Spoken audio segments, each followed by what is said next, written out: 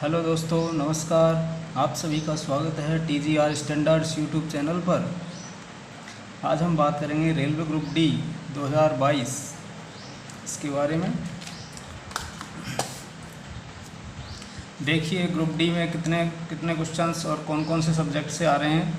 Maths में 25 question, reasoning में 30, science में 25 and current affair and general awareness में 20। करंट अफेयर्स के लगभग 8 क्वेश्चन मान सकते हैं आप, और general awareness 12 question, total 100 question. उसमें से अपना टारगेट रखिए 60 प्लस, मिनिमम 60 प्लस, इतना टारगेट लेके चलिए। अब लास्ट टाइम में आप अपनी तैयारी को किस तरह से पीक तक ले जा सकते हैं, पीक पॉइंट तक, तो देखिए डेली एनालिसिस। देखिए एनालिसिस के लिए आप ये 3 चैनल भी फॉलो कर सकते हैं। जैसे पहला top trending GK, everyday new, and third Kumar Gaurav sir. इनका डेली एनालिसिस देखिए, उससे आपको पता लगेगा कि कौन कौन से क्वेश्चंस कैसे कैसे कहाँ कहाँ से आ रहे हैं, क्या क्या टॉपिक इम्पोर्टेंट हैं। तो आप उस हिसाब से अपनी प्रिपरेशन को जारी रखिए। देखिए जहाँ तक मैं समझता हूँ, साइंस में देखो NCERT 9th और 10th की बुक्स आप अगर फॉलो करते हैं तो आपको बहुत फ़ायदा होगा, क्योंकि डायरेक्टली इस बार 9th 10th की बुक से क्वेश्चन आ रहे हैं। और करंट अफेयर्स के लिए आप जनवरी से जून 2022 इस पर ज़्यादा फोकस करें। उसके बाद में जुलाई से दिसंबर 2021, और अपनी तैयारी को बेहतर बनाने के लिए आप मॉक टेस्ट भी लगाना बहुत ज़रूरी है। आप मॉक टेस्ट के लिए टेक्स्ट बुक का उपयोग कर सकते हो, अच्छी क्वालिटी के टेस्ट है यहाँ पर। मॉक टेस्ट देना बहुत ज़रूरी है, तो आप डेली एक तो मॉक टेस्ट दीजिए और इन तीनों चैनल्स को फॉलो कीजिए, और हमारे चैनल को भी फॉलो कर सकते हैं।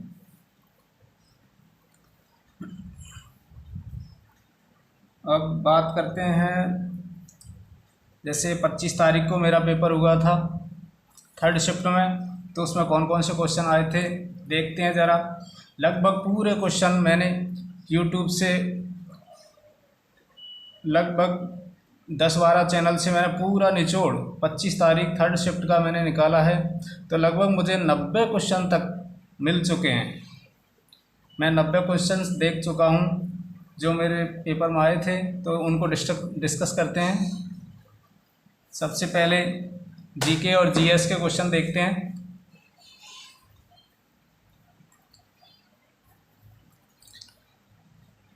हाँ, देखिए जनरल अवेयरनेस और करंट अफेयर्स में कौन कौन से क्वेश्चन आए थे, पूरे 20 क्वेश्चंस।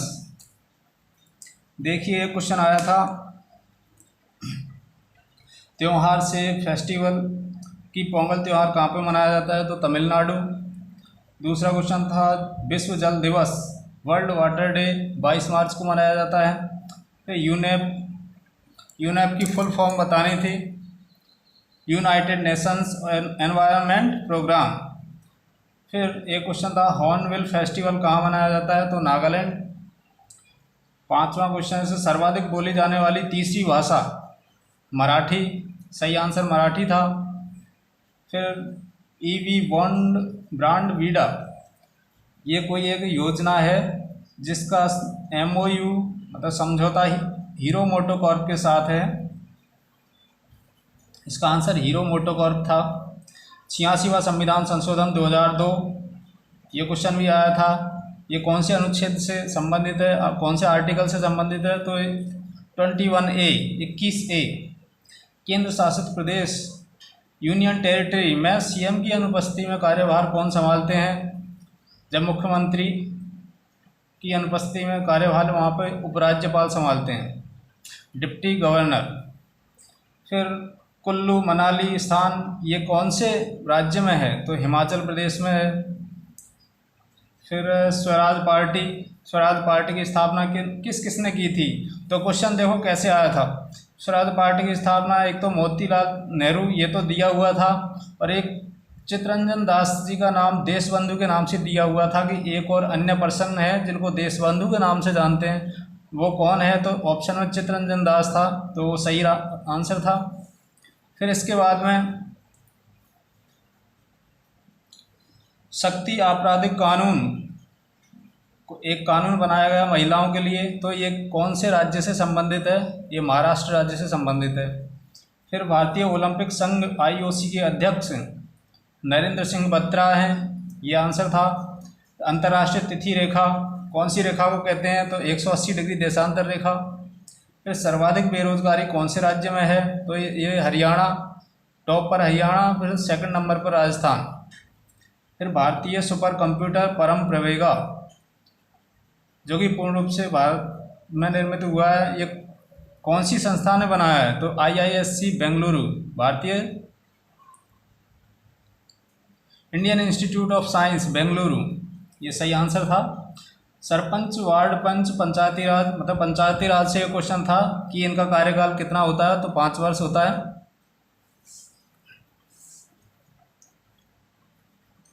फिर नेक्स्ट क्वेश्चन था संसद द्वारा कौन सा ऐप लॉन्च किया गया? देखो, संसद द्वारा कोई ऐप है जो लॉन्च किया गया, उसका नाम पूछा गया, तो वो है डिजिटल संसद ऐप। उड़ीसा में योजना प्रोजेक्ट बैंक सखी, उड़ीसा में प्रोजेक्ट बैंक सखी कोई योजना स्टार्ट हुई है, तो उसमें किस बैंक की सहायता से इस योजना को चलाया जा रहा है? तो BOM, मतलब बैंक ऑफ महाराष्ट्र, ये आंसर सही था।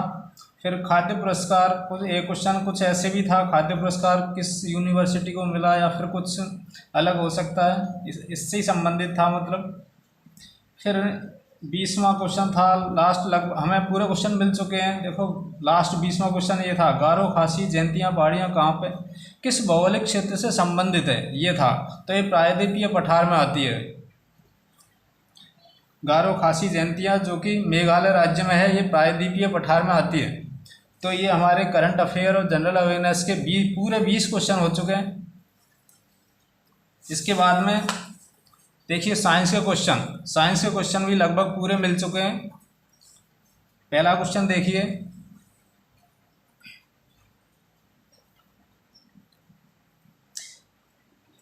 एक क्वेश्चन आया था प्रतिरोध का मात्रक, प्रतिरोध से के मात्रक के 2 क्वेश्चन आए हैं जनरली। देखिए, पहला क्वेश्चन तो ये है, वोल्ट प्रति एम्पियर ऑप्शन में था, तो वो हम R बराबर B/I से ज्ञात कर सकते हैं, वोल्ट प्रति मीटर।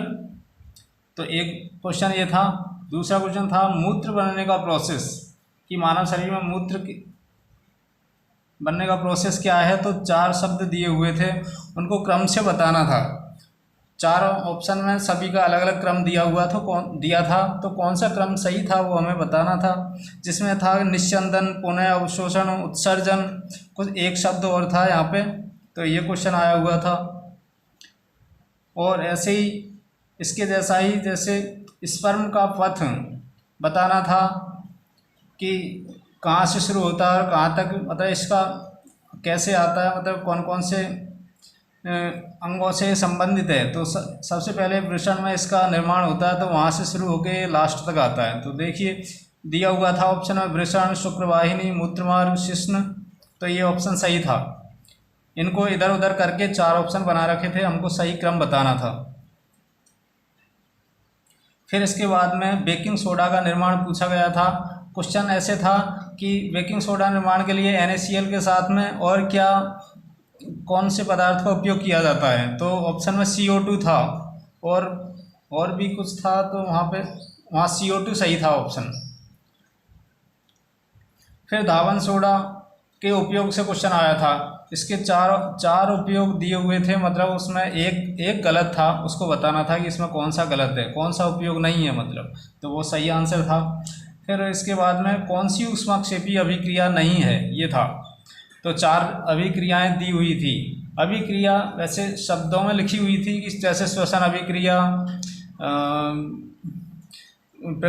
कुछ ऐसे रिलेटेड कुछ और अभिक्रियाएं थी, 4 अभिक्रियाएं थी, उनमें से कौन सी ऊष्माक्षेपी नहीं है, तो वो बताना था। फिर था परमाणु आकार, हाँ, ये आवर्त सारणी का क्वेश्चन है। तो परमाणु आकार देखिए कब बढ़ता है कब घटता है। तो देखिए आवर्त में बाएं से दाएं जाने पर परमाणु आकार घटता है और वर्ग में ऊपर से नीचे आने पर बढ़ता है। तो ये क्वेश्चन आया हुआ था। फिर एक क्वेश्चन था बल्ब का फिलामेंट ये किसका बना होता है। तो ये टंगस्टन W इसका बना होता है, जिसका मेल्टिंग पॉइंट हाई होता है। फिर एक क्वेश्चन त्रिक नियम से था। त्रिक नियम जिसमें क्वेश्चन में दो एलिमेंट दिए हुए थे अगल बगल वाले, और बीच के एलिमेंट को फाइंड करना था। तो ये था। फिर एक न्यूमेरिकल था P = VI इस फॉर्मूले से। इसमें V दिया हुआ था और I दिया हुआ था। V बराबर 220 वोल्ट, I बराबर 5 एम्पियर। तो ऐसे P = VI बराबर 1100 वाट। ऑप्शन में था 1.1 किलोवाट। तो ये आंसर सही था। इसके बाद में एक दिन मतलब 24 घंटे में लगभग कितना मूत्र उत्सर्जन होता है तो मनुष्य में। तो देखिए लगभग ऑप्शन थे जैसे 1.5 to 2 लीटर, ऐसे ही इससे कम वाले ऑप्शन भी थे, इससे ज़्यादा वाले भी थे। तो ये आंसर सही था, 1.5 से 2 लीटर तक लगभग इतना मूत्र उत्सर्जन होता है। फिर इसके बाद में क्वेश्चन था वायरस वाला रोग बताना था। कोई रोग पूछा गया था, उसमें ऑप्शन में वायरस वाला रोग HIV वायरस का नाम बताना था। तो वहाँ पे HIV ऑप्शन में था, तो ये आंसर सही है। फिर अपघटन अभिक्रिया से संबंधित एक क्वेश्चन था। ये क्वेश्चन इस तरह से मतलब कथन थे। तो एक कथन में दिया हुआ था मतलब अपघटन अभिक्रिया की परिभाषा दी हुई थी, वो सही थी। मतलब जब एक पदार्थ दो या दो से अधिक पदार्थों में टूटकर नए पदार्थों का निर्माण करता है तो उस अभिक्रिया को अपघटन अभिक्रिया कहते हैं। तो वो कथन सही था। एक और भी कथन था इसके साथ में। फिर एक था पेडोलॉजी, किससे संबंधित है। तो मृदा का अध्ययन, स्टडी ऑफ सॉइल, इससे संबंधित है। इसके बाद में उर्वरक से एक क्वेश्चन था, उसमें बताना था कि गलत कौन सा है। तो वहाँ पे एक ऑप्शन था कि वायु और जल प्रदूषण नहीं होता है, और उर्वरक के उपयोग से ये तो होता है। तो हमें गलत बताना था, तो ये आंसर हो गया था अपना। फिर था वास्तविक और आभासी सूर्योदय से संबंधित एक क्वेश्चन था कि ये आभासी सूर्योदय वास्तविक सूर्योदय से कितने पहले हो जाता है। तो लगभग 2 मिनट पहले ही हो जाता है। ये सही ऑप्शन में ये था, 2 मिनट पहले ही शुरू हो जाता है आभासी सूर्योदय। फिर इसके बाद में था रासायनिक अभिक्रिया में भाग लेने वाले विशिष्ट पदार्थों का उल्लेख कहाँ किया जाता है। अभी किसी भी अभिक्रिया में हम विशिष्ट पदार्थों का उपयोग जैसे उत्प्रेरक वगैरह, तो ऑप्शन में था तीर के ऊपर, तीर के नीचे या दोनों तरफ, ऐसे करके 4 ऑप्शन थे। तो वहाँ पे बताना था क्या सही है क्या गलत है, कौन सा ऑप्शन सही है। फिर एक न्यूमेरिकल था अवतल दर्पण से। इसमें दिया हुआ था फोकस दूरी 18 सेंटीमीटर, प्रतिबिंब की दूरी 54 सेंटीमीटर और उसकी हाइट 3 सेंटीमीटर दी हुई थी। और हमें बताना था उसकी प्रकृति और उसका आकार, ये बताना था। मतलब ऑप्शन में ये था। तो ये आंसर देखिए, ये आंसर कैसे ला सकते हैं। देखिए सबसे पहले हमको v फाइंड करना है। तो v 1/v + 1/u = 1/f। तो यहाँ से वैल्यू पुट करेंगे तो यहाँ से v = -27 सेंटीमीटर आ जाएगा। फिर आवर्धन m = -v/u -27 छोटा -54 बराबर -1/2। इसका मतलब क्या हुआ, माइनस मतलब उल्टा, और 1/2 मतलब आवर्धन अगर 1 से कम आता है तो इसका मतलब छोटा, प्रतिबिंब छोटा बनता है। और 1/2 आ रहा मतलब उसका आकार है 3 सेंटीमीटर, यहाँ पे आ रहा है आधा सेंटीमीटर। हाँ, तो छोटा उल्टा और छोटा बनेगा, प्रतिबिंब उल्टा और छोटा बनेगा। फिर इसके बाद में आया था एक क्वेश्चन परिनालिका से आया था कि परिनालिका का व्यवहार किस तरह का है। क्षण चुंबक के समान मान सकते हैं। ऑप्शन में था क्षण चुंबक के समान। तो ये ऑप्शन सही था।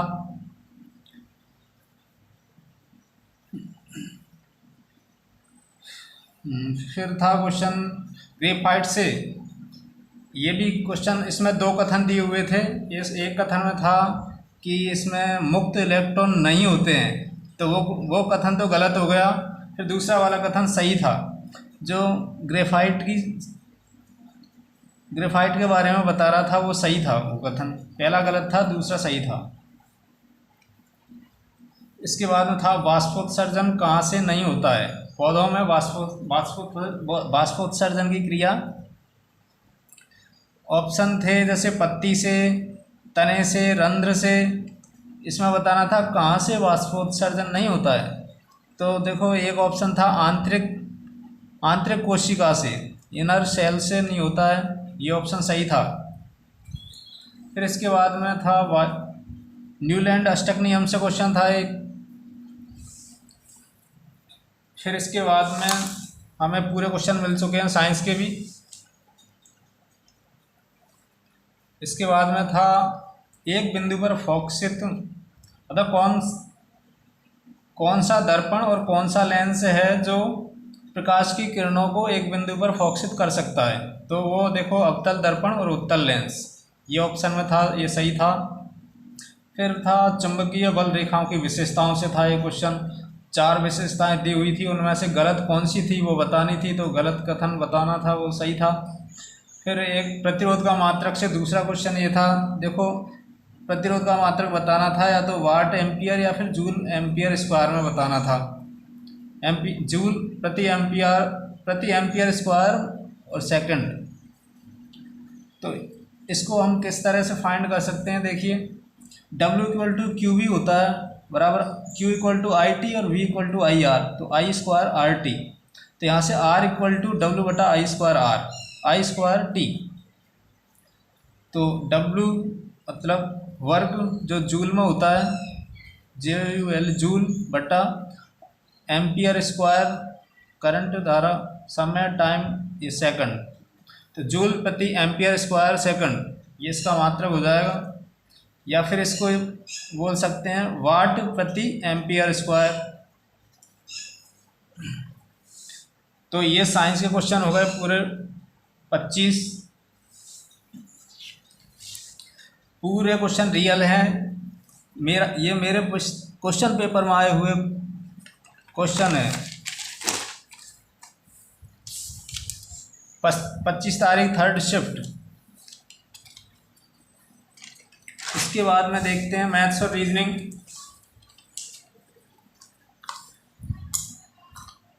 ये क्वेश्चन 25 तारीख 3rd शिफ्ट मेरे द्वारा दिया हुआ क्वेश्चन पेपर है। मैंने एनालिसिस देखा तो लगभग 90 क्वेश्चन मुझे मिल चुके हैं। रीजनिंग के मतलब करंट अफेयर और जनरल अवेयरनेस के पूरे 20 क्वेश्चन मिल चुके हैं, और ये साइंस के भी मैंने पूरे क्वेश्चन देख लिए हैं 25। ये 25 साइंस के क्वेश्चन है, देखिए यहाँ तक 22, तो ये फिर यहाँ से ये 23, 24, 25।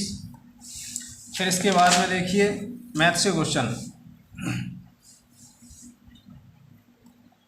देखिए मैथ्स में क्या आया था, देखो एक क्वेश्चन था समांतर चतुर्भुज का क्षेत्रफल बताना था, दिया हुआ था आधार 12 सेंटीमीटर और दो समांतर भुजाओं के बीच की दूरी 8 सेंटीमीटर दिया हुआ था। आधार गुणा ऊंचाई ये इसका सूत्र है, तो 12 × 8 = 96 सेंटीमीटर स्क्वायर, ये आंसर था।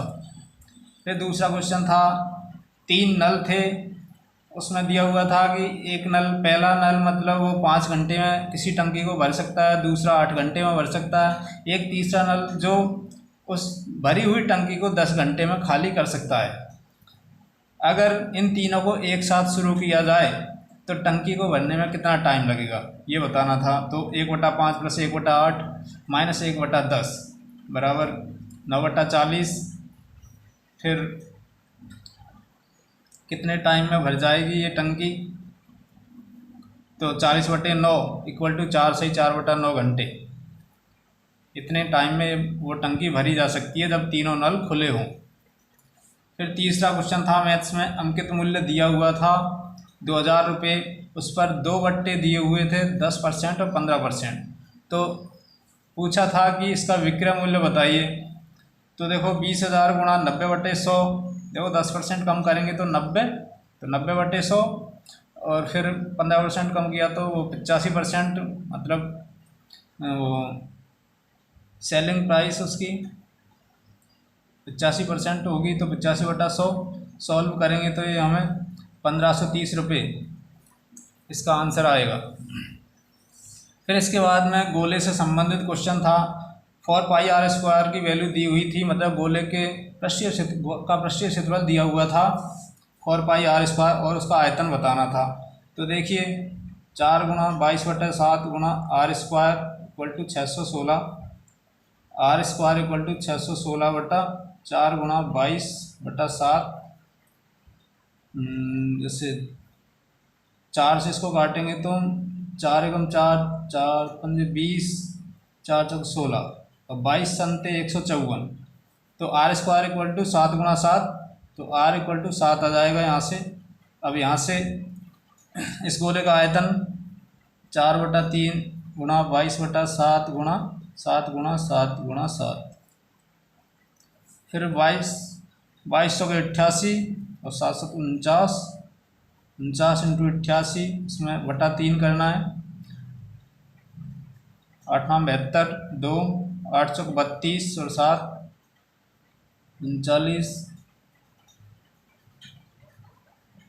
ऐसी 2 9 3 2 9 2 11 9 3 12 13 43 12। इसको डिवाइड करना है 3 से। 3 × 3, फिर 3 × 12, 3 3 9, 3 × 12। तो ये मीटर या सेंटीमीटर में, जैसे मान लीजिए सेंटीमीटर में होगा तो cm³ आ जाएगा। 1434 cm³ इसका सही आंसर होगा। फिर इसके बाद में एक क्वेश्चन था, मूलों की प्रकृति बतानी थी। उसमें एक द्विघात समीकरण दिया हुआ था, वहाँ पे पूछा था कि उसके मूल वास्तविक होंगे या फिर समान होंगे, अलग अलग होंगे, काल्पनिक होंगे।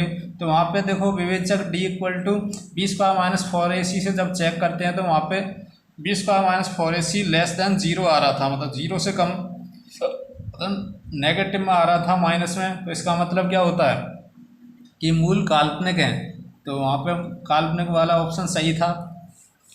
फिर एक क्वेश्चन था, 2 त्रिभुज दिए हुए थे ABC, ऐसे डायग्राम नहीं था, मतलब क्वेश्चन लिखा हुआ था ABC जिसका B कोण समकोण है और PRQ जिसका R कोण समकोण है, तो कौन सा कथन सही है। फिर दिए हुए थे 4 कथन, तो सर्वांग सम बताना था। तो देखो त्रिभुज BCA सर्वांग सम है त्रिभुज RQP, ऐसे 4 ऑप्शन दिए हुए थे, तो ये वाला सही था। सर्वांग समता बतानी थी वहाँ पे। इसके बाद में प्रॉफिट से देखो, प्रॉफिट एंड लॉस का क्वेश्चन था। उसमें दिया हुआ था कि लाभ 260% है और विक्रय मूल्य सेलिंग प्राइस 72,000 रुपये है, तो कॉस्ट प्राइस मतलब क्रय मूल्य बताइए। तो देखिए क्रय मूल्य प्लस लाभ इक्वल टू विक्रय मूल्य होता है। देखिए क्रय मूल्य हमको पता नहीं है, लाभ देखो 260% है, क्रय मूल्य का 260% है, तो 100% तो क्रय मूल्य होगा और ये 60% ये लाभ, तो मतलब 360%। ये विक्रय मूल्य कितना हुआ 360%, जो हमें दिया हुआ कितना है 72,000।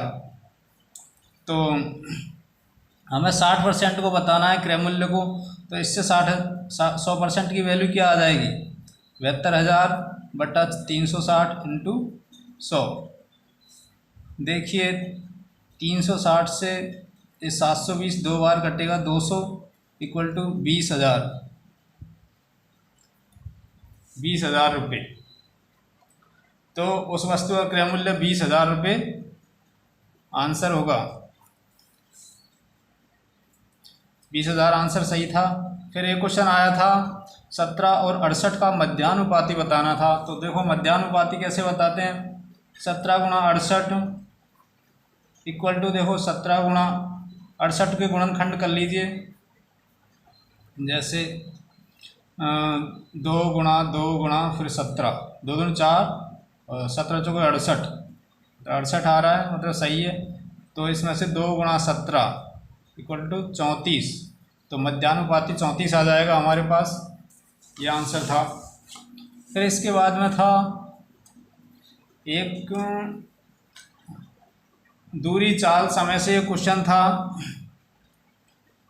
कि एक व्यक्ति 10 किलोमीटर प्रति घंटे से जब चलता है तो 2 घंटे में अपने गंतव्य तक पहुंच जाता है। अगर देखिए, अगर वो अपनी चाल में 5 किलोमीटर प्रति घंटे की वृद्धि करता है तो उससे वह अपने गंतव्य पर कितने कितने समय पहले पहुंच जाएगा, मतलब ये ऐसे क्वेश्चन था। पहले 2 घंटे में पहुंचता था, अब जैसे 15 किलोमीटर प्रति घंटे जब चाल हो जाएगी तो तब कितने टाइम पहले पहुंच जाएगा। तो देखिए दूरी, हम दूरी याद कर सकते हैं, यहाँ से 10 गुणा 2 बराबर 20 किलोमीटर है। वो दूरी 20 किलोमीटर हुई। जब 5 किलोमीटर चाल बढ़ाएगा तो 15 किलोमीटर प्रति घंटे से ये कितना हो जाएगा, देखिए डिवाइड करेंगे तो 15 एकम 15, फिर 15 × 45, 15 × 45 मतलब 5 इक्वल टू 5/15 बराबर 1/3। इतने घंटे आ रहे हैं। मतलब ऑप्शन में था बराबर 1 घंटा और 1/3 घंटे, मतलब 1/3 इंटू 60 तब 20। तो 1 घंटा 20 मिनट में वो पहुंच रहा है। अब तो कितने टाइम पहले पहुंच रहा है, तो यहाँ पे सही आंसर क्या हो जाएगा, 40 मिनट। वह पहले की बजाय अब 40 मिनट पहले पहुंच जाएगा। ये आंसर सही था। फिर इसके बाद में एक क्वेश्चन था वर्तमान में एक पिता और उसके 3 बेटों का एक क्वेश्चन था। उसमें दिया हुआ था कि वर्तमान में पिताजी की आयु उन तीनों बेटों की कुल आयु की 2 गुनी है और 15 साल बाद उनकी आयु, वो पिताजी की आयु 3 गुनी होगी उन तीनों बेटों की कुल आयु की। तो उसमें क्या बताना था, 15 साल बाद पिताजी की आयु बतानी थी कि 15 साल बाद उनकी कितनी आयु है। तो देखिए कैसे करेंगे, देखो वर्तमान की ज्ञात कर लेंगे तो कितनी आ जाएगी, देखिए 75। मैंने इसको ऑप्शन से किया था, देखिए तो 75 में से 15 माइनस कर दीजिए, 60 वर्ष, मतलब ये वर्तमान की आयु है उनके पिताजी की। तो ये वर्तमान में उनकी आयु दुगनी है उन तीनों बेटों की आयु की टोटल की। तो मैंने एज्यूम करके देखा था, जैसे 5, 10 और 15, देखिए इनको जोड़ने पर 30 आ रहा है। तो ये 30 का 60 वर्ष 2 गुना है, सही है। मतलब मैंने जो सोचा था वो ऐसे आ गया था, मतलब तीनों बेटों की कुल आयु की 2 गुनी है। तो यहाँ पे देखो अपन को 2 गुना मिल रहा है, 5 वर्ष, 10 वर्ष और 15 वर्ष के उसके तीनों बेटों की उम्र है और इसकी आयु, वर्तमान आयु 60 वर्ष है, तो 2 गुनी यहाँ पे मिल रही है। फिर एक और कथन दिया हुआ है कि 15 साल बाद अगर देखें तो ये तो आयु नहीं, 15 साल बाद कितनी हो जाएगी, 30। 15 साल बाद ऐसी देखिए, जैसे 15 × 45, ये तो 30 तो ये हो गई, इसमें 45 साल और जोड़ेंगे तो ये, और इसमें 15 और जोड़ेंगे तो ये 75, मतलब 75 बराबर 75। नहीं, ये ऐसे 15 साल बाद आयु बराबर हो जाएगी, ऐसे दिया हुआ था, तेगुनी नहीं है यहाँ पे, बराबर। तीनों बेटों की कुल आयु और उस बाप की आयु मतलब बराबर है 15 साल बाद, 75 हो जाएगी जो। तो उनके पिताजी की वर्तमान आयु क्या हो गई, 60 वर्ष, और आंसर क्या बताना था कि पिताजी की 15 साल बाद आयु, तो 75 वर्ष वहाँ पे आंसर था, 75 वर्ष आंसर सही था। फिर इसके बाद में ऐसा ही क्वेश्चन और था, सोहन और उसकी बहन, दिया हुआ था 10 साल पहले आयु मतलब सिस्टर की 2 गुनी थी या फिर कुछ ऐसे था, फिर 10 साल बाद कितनी होगी। तो इसके वो डाटा मुझे एग्जैक्ट डाटा मालूम नहीं है, ऐसे ही था कि 10 साल पहले 2 गुनी थी, 3 गुनी थी, तो 10 साल बाद या 5 साल बाद बताइए, तो ये क्वेश्चन था। फिर एक क्वेश्चन था त्रिभुज से रिलेटेड, उसमें दिया हुआ था कि एक भुजा 3 सेंटीमीटर है, एक भुजा 3 सेंटीमीटर है, एक उसमें वो कर्ण 6 सेंटीमीटर है, तो कोण सी बताना था वहाँ पे। तो कोण सी किस तरह से याद कर सकते हैं, साइन थीटा बराबर लंब बटा कर्ण 3/6 इक्वल टू 1/2 साइन थीटा में 1/2 मान किसका होता है 30 डिग्री का, तो ये थीटा बराबर 30 डिग्री आ जाएगा। फिर इसके बाद में एक द्विघात समीकरण था, वहाँ पे उसके मूल बताने थे। तो इसके मूल देखिए कैसे याद करेंगे। यहाँ पे x, एक तो x कॉमन आ जाएगा और 3 कॉमन आ जाएगा। तो देखो 3 चौके 12, x माइनस 3 नाम 27, x आ ही गया इक्वल टू 0। तो देखो 3x बराबर 0 करेंगे और 4x माइनस 9 इक्वल टू 0 करेंगे। तो यहाँ से x बराबर 0 और यहाँ से x बराबर 9/4। तो ये दो मूल ये हो जाएंगे इसके। फिर था समबाहुभुज आंतरिक कोण और बाह्य कोण का अनुपात दिया हुआ था। समबाहुभुज था है कोई, उसके आंतरिक कोण और बाह्य कोण का अनुपात 24:1 है। भुजाओं की संख्या बतानी थी कि कितनी भुजा का है वो बहुभुज। तो देखिए आंतरिक कोण और बाह्य कोण दोनों मिलकर देखो 180 होता है। तो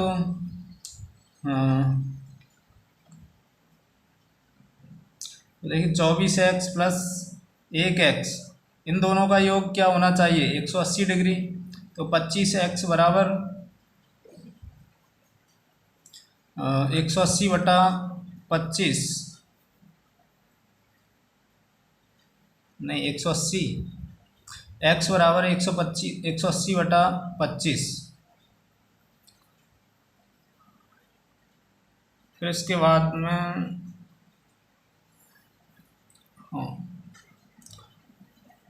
तो देखिए इसका ये एंगल कितना आ जाएगा 24 × 25 बराबर 25 चौके 100, 25 दूनी 50 और 10 60।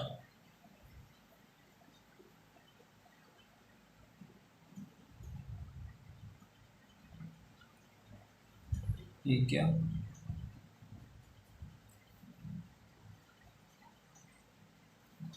24 डिग्री बाह्य कोण एक,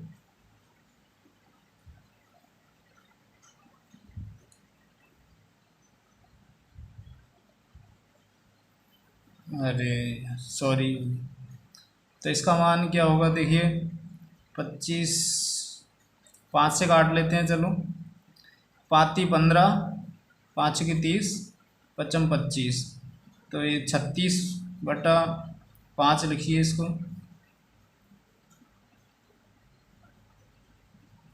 शायद इसमें डाटा अलग अलग हो, कोई बार कट नहीं रहा है। 6 चौके 24,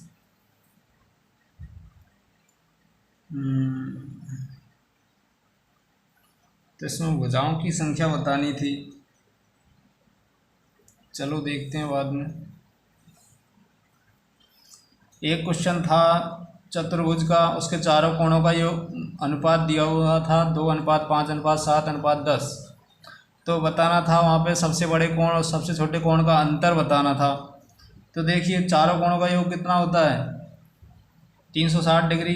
देखिए तो मतलब 2x, 5x, 7x, 10x total कितना हो गया।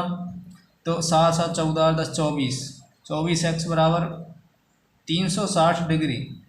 तो x बराबर 360/24, बार 36, बार 24 बराबर 15 डिग्री। x बराबर 15 डिग्री है तो 2x बराबर कितना हो गया 30 डिग्री। ये तो सबसे छोटा वाला और ये सबसे बड़ा 10x, ये 150 डिग्री। तो 150 माइनस 30 बराबर 120 डिग्री। दोनों का अंतर 120 डिग्री हो जाएगा। फिर एक क्वेश्चन था चतुर्थानुपात बताइए। पहले 3 अनुपात दिए हुए थे, यहाँ पे चतुर्थ स्थान पर आने वाला अनुपात बताइए। तो इसको कैसे करते हैं, पास वाली दोनों संख्याओं को मल्टीप्लाई और दूर वाली दोनों संख्याओं को मल्टीप्लाई। तो यहाँ पे मान लेते हैं x, तो 28 × x, 28x बराबर इन दोनों को गुणा करो 84 × 54। तो यहाँ से x क्या आ जाएगा 84 × 54/28। तो 7 4 से काट दिए, 4 संत 28, 4 दूनी 8, 4 एकम 4, 7 ती 21। फिर 54 इंटू 3 कीजिए, 3 चौक 12, 3 पंजे 15, 16, 162। तो 162 आ जाएगा चतुर्थानुपात। फिर इसके बाद में क्वेश्चन था घनाभ का आयतन बताना था। लंबाई, चौड़ाई और ऊंचाई दी हुई थी 15, 12, 10, यही आंकड़े थे। तो क्या हो जाएगा आयतन घनाभ का लंबाई गुणा चौड़ाई गुणा ऊंचाई। तो 15 गुणा 12 गुणा 10, 15 गुणा 12 बराबर कितना होगा, देखो 10 की तो 1 0 और 12 पंजे 60, 12 में 12 और 3, 12 और 6 18, 18 हो गया। तो 1800 जैसे सेंटीमीटर है तो cm क्यूब हो जाएगा। 1800 सेंटीमीटर क्यूब इसका सही आंसर था। फिर इसके बाद में था एक क्वेश्चन ऐसा आया था 15/√81 गुणा √729/93। यहाँ पे पता नहीं शायद 93 ही था या कुछ अलग था, ये संख्या अलग हो सकती है, बाकी तो सेम ही था। ये सही है, ये सही है, मुझे पता है। 225 भी था अंडर रूट, और लेकिन इसका कंफर्म मालूम नहीं है। चलो मान लेते हैं 93 आया होगा, तो देख लेते हैं कितना तो देखिए क्या आ जाएगा इससे। देखो 15 ऊपर नीचे ये 9 का स्क्वायर है, फिर ये 729, ये 27 का, फिर ये यहाँ पे 93 इंटू 5 और ये 225 15 का वर्ग है। तो देखिए 5 × 3 = 15, फिर 3 नाम 27 और 9 से 9, फिर यहाँ पे 15/93 बच रहा है। अगर यहाँ पे 93 है तो आंसर ये हो जाएगा। लगभग यही क्वेश्चन था, लगभग यहाँ मुझे पता नहीं है कौन सी संख्या थी। फिर 2 क्वेश्चन आए थे वेन डायग्राम वाले, उसमें पूछा था कि भाई जैसे इसको मान लेते हैं ABC, ऐसे ही ABC। तो देख ऐसे तो क्वेश्चन ऐसे था कि ए और B दोनों है लेकिन C नहीं है, तो वहाँ पे C वाला जो पार्ट है उसको छोड़ के A और B में जो भी आ रहा है वो आंसर हो जाएगा। ऐसी एक क्वेश्चन ऐसा ही एक और भी था। तो वेन डायग्राम वाले 2 क्वेश्चन थे, इजी थे, मुश्किल। फिर एक क्वेश्चन था एग्जैक्ट यही क्वेश्चन था। देखिए एलसीएम दिया हुआ था 385, एचसीएफ 7, दोनों संख्याओं का योग 112 दिया हुआ था, और पूछा था छोटी संख्या कौन सी है उनमें। तो छोटी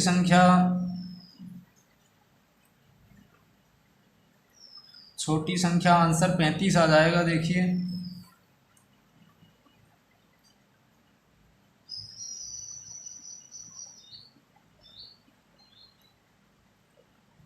देखिए मैंने तो ऑप्शन की हेल्प से किया था। एचसीएफ देखो इससे ये संख्या भी डिवाइड होनी चाहिए होगी। देखो 112 में 7 का भाग देते हैं तो 7 कम 7 4 7 6 42। तो हाँ, फिर ऑप्शन में मैंने 35 से चेक किया, 7 का भाग जा रहा था, सिर्फ एक ही ऑप्शन था वहाँ पे 7 × 35। तो फिर मैंने 35 जैसे ही इसमें से घटाया 112 में से, तो यहाँ कितना आता है 12 में से 5 है 7, फिर 7 77। फिर मैंने जैसे 35 और 77 का एलसीएम वो एचसीएफ देखा तो 7 ही आ रहा है और एलसीएम इतना आ रहा है, तो मैंने with the help of options answer मेरा 35 आ गया था। 35 छोटी संख्या वहाँ पे 35 होगी और बड़ी संख्या 77 हो जाएगी। फिर एक क्वेश्चन ये आया था मैथ्स की भी, मुझे लगभग पूरे 25 क्वेश्चन मिल चुके हैं। देखिए ये 25 क्वेश्चन मिल चुके हैं। फिर देखिए एक क्वेश्चन था बार ग्राफ वाला, उसमें दिया हुआ था सेल और ईयर में के बीच में ग्राफ था, और बोल रखा था कि जूतों की सेल से संबंधित क्वेश्चन था। 9 नंबर वाले जूतों की बिक्री 8 नंबर वाले जूतों की बिक्री से कितने प्रतिशत अधिक है। तो जैसे इसमें देखिए कुछ ऐसे था, मेरे को एग्जैक्ट मालूम नहीं है, लगभग क्वेश्चन ऐसा ही था। उसमें यही बताना था कि 9 नंबर वाले जूतों की बिक्री 8 नंबर वाले जूतों की बिक्री की तुलना में कितने प्रतिशत अधिक थी, कितना प्रतिशत अधिक था वो बताना है, ये क्वेश्चन था। तो इजी था। एक क्वेश्चन था, दो संख्याएं 5:2 में है उनका, और उनका डिफरेंस दिया हुआ था 162 है, तो छोटी संख्या बतानी थी। तो देखिए डिफरेंस, मतलब इन दोनों के बीच डिफरेंस देखो, ऐसे मान लेते 5x और 2x दोनों संख्याएं हैं, तो 3x इनका डिफरेंस हो गया, जो हमें दिया हुआ है 162। तो x इक्वल टू 3 से डिवाइड करेंगे, 3 5 15, 3 चौक 12, 54। तो हमें क्या बताना है, स्मॉलर संख्या बतानी, मतलब 2x बताना है। x बराबर 54 है, तो 2x बराबर 108, 108 आंसर हो जाएगा। फिर था एक क्वेश्चन ये था, समय दिया हुआ था 2 वर्ष, और उसमें हमको मूलधन ज्ञात करना था, और दिया हुआ था कि 240 रुपये एक्स्ट्रा ब्याज मिलता है अगर ब्याज की दर 2% अधिक हो। तो अगर ब्याज की दर 2% अधिक रखें तो 240 रुपये एक्स्ट्रा ब्याज मिलता है। तो मूलधन बताइए। तो मूलधन यहाँ पे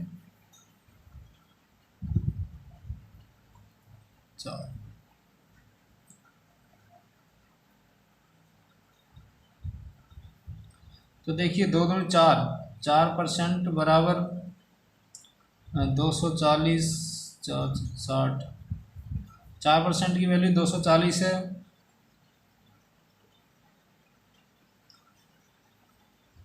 1% बराबर 60।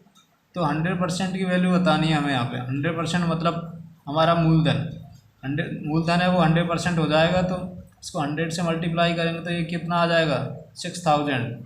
तो वहाँ पे मूलधन 6000 आंसर था। फिर एक क्वेश्चन इस तरह से दिया हुआ था, 25वां मान सकते हैं आप, लगभग पूरे 25 क्वेश्चन मिल चुके हैं।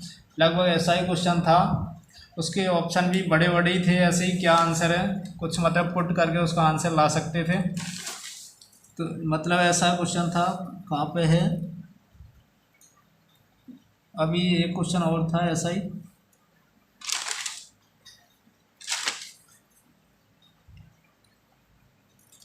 ऐसा क्वेश्चन एक और आया था।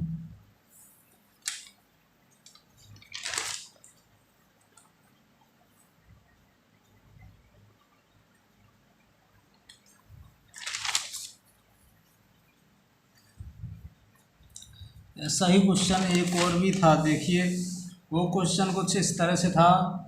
इसमें पावर 3 दी हुई थी, मतलब जैसे a माइनस बी का whole cube, b minus 2c का होल क्यूब, और पता नहीं क्या था, c माइनस 2a, पता नहीं कुछ ऐसे था। फिर उसके 4 ऑप्शन दिए हुए थे। लगभग ऐसे ही क्वेश्चन, 2 क्वेश्चन थे ऐसे लगभग। अब लास्ट में देखो 3 सब्जेक्ट हमारे कंप्लीट पूरे 20, 25 और 25, कितने क्वेश्चन हो गए टोटल, 70 क्वेश्चन मिल चुके हैं टोटल, तीनों सब्जेक्ट पूरे। अब लास्ट में आता है रीजनिंग। तो रीजनिंग के भी लगभग आधे क्वेश्चन मुझे मिल चुके हैं, और बाकी का मुझे याद है कि कौन कौन से टॉपिक से लगभग कितने क्वेश्चन आए थे। तो देखते हैं रीजनिंग में पहला क्वेश्चन। एक क्वेश्चन था, देखिए 1 जनवरी 2006 को गुरुवार था, तो 1 जनवरी 2009 को कौन सा दिन होगा। बिल्कुल यही क्वेश्चन था। तो देखिए 2006 से लेकर 2009 तक, 6, 2007, 2008, 2009। तो देखिए यहाँ पे लीप ईयर है। तो देखिए जैसे जैसे साथ में आते हैं तो ये गुरुवार से यहाँ से शुक्र हो जाएगा। फिर जैसे ही लीप इसमें आते हैं तो शुक्र, इसमें विषम डेज की संख्या कितनी हुई, 2। यहाँ पे 1, यहाँ से यहाँ तक 1, यहाँ से यहाँ तक 1, फिर यहाँ से यहाँ तक 2, तो टोटल 4 दिन। तो गुरुवार में 4 जोड़ेंगे, शुक्र शनि रवि सोम, तो इसका आंसर सोमवार होगा। सोमवार आंसर आ जाएगा। फिर डायरेक्शन से लगभग 3 क्वेश्चन थे, वो मुझे किस तरह से मैंने उनको सॉल्व किया था वो मुझे इस तरह की ऐसे की ऐसे याद है। देखिए एक क्वेश्चन था, देखिए पूर्व की तरफ गया, फिर दाईं तरफ मुड़ा, फिर बाएं मुड़ा, फिर बाएं मुड़ा, तो ये सीधी दूरी बतानी थी। ये क्वेश्चन था एक।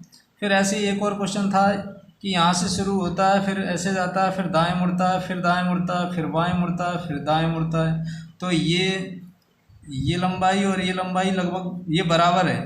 तो इसमें पूछा था कि कितनी दूर और किस दिशा में है, तो दक्षिण दिशा हो गई। और कितना दूर, कुछ डिस्टेंस दी हुई थी, तो काउंट करके हम बता सकते हैं दक्षिण दिशा में कितनी दूर है। तो ये था। ऐसे ही एक क्वेश्चन और भी था, तो लगभग शायद 3 क्वेश्चन थे डायरेक्शन वाले। फिर इसके बाद में एक सिटिंग अरेंजमेंट का लीनियर अरेंजमेंट वाला था कि एक लाइन में उत्तर की ओर मुख करके बैठे हुए हैं, तो ये क्वेश्चन भी इजी था। एक क्वेश्चन था सर्कुलर वाला, नहीं ये स्क्वायर वाला, कि इसमें बैठे हुए हैं व्यक्ति किस किस तरह से, तो किसी ये वाला था, ये आया था कि ऐसे ही एक क्वेश्चन था floor based, box based puzzle का